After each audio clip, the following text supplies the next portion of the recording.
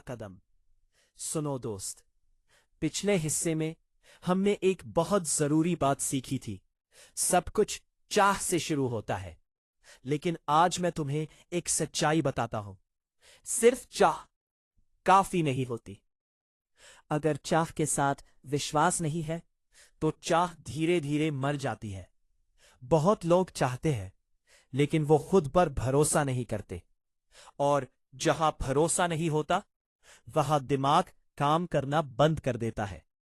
Napoleon Hill कहता है, faith वो पुल है जो चाह को हकीकत से जोड़ता है, और यही पुल ज्यादातर लोग कभी नहीं बनाते। अध्याय 2, फेथ, खुद पर भरोसा कैसे बनाया जाता है। अब ध्यान से सुनो, क्योंकि यह हिस्सा बहुत गहरा है। विश्वास कोई गिफ्ट नहीं है। कोई पैदा होकर कॉन्फिडेंट नहीं होता। विश्वास बनाया जाता है जैसे बॉडी बनाई जाती है, रेपिटेशन से। तुम रोज जो खुद से बोलते हो वही तुम्हारा विश्वास बनता है। अगर तुम रोज खुद से कहते हो,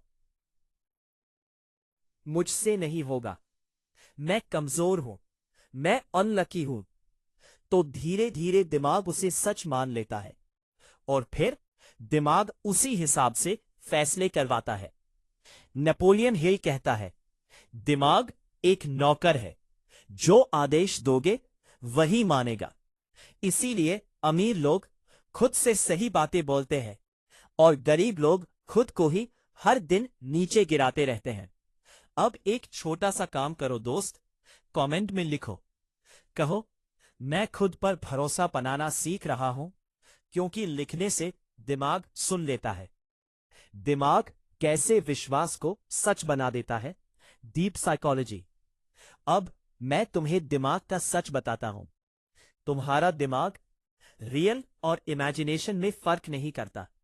जो बात तुम बार बार सोचते हो वही सच बन जाती है। इसीलिए डर भी सच लगता है, और कॉन्फिडेंस भी सच लगता है। अगर तुम रोज डर सोचते हो तो दिमाग डर के सबूत ढूंढने लगता है, और अगर तुम रोज कॉन्फिडेंस सोचते हो तो दिमाग मौके ढूंढने लगता है।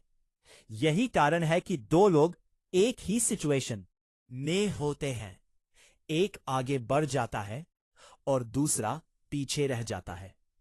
डिफरेंस स्किल्स का नहीं, डिफरेंस बिलीफ का होता है। अध्याय 3, ऑटो सजेशन, खुद के दिमाग को प्रोग्राम करना। अब हम इस किताब के सबसे पावरफुल टूल पर आते हैं, ऑटो सजेशन।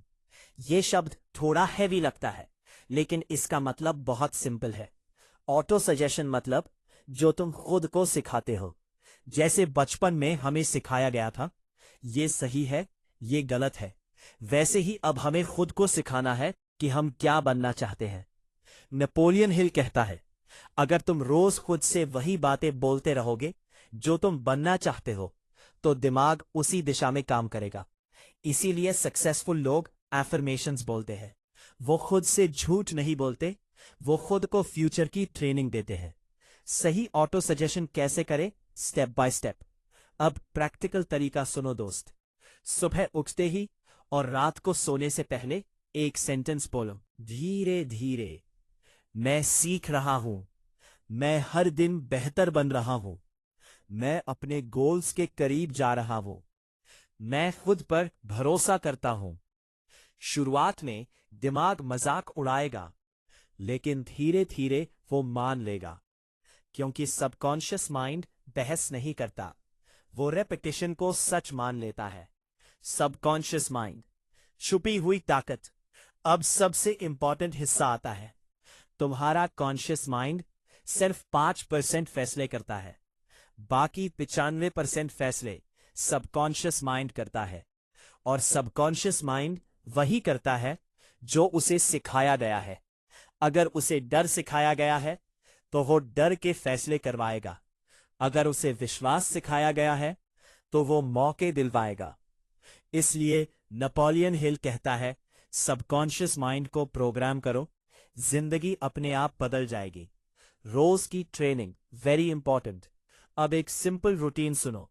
रोज 5 मिनट चुपचाप बैठो, आंख बंद करो, खुद को इमेजिन करो कि तुम वो इंसान बन चुके हो जो तुम बनना चाहते हो।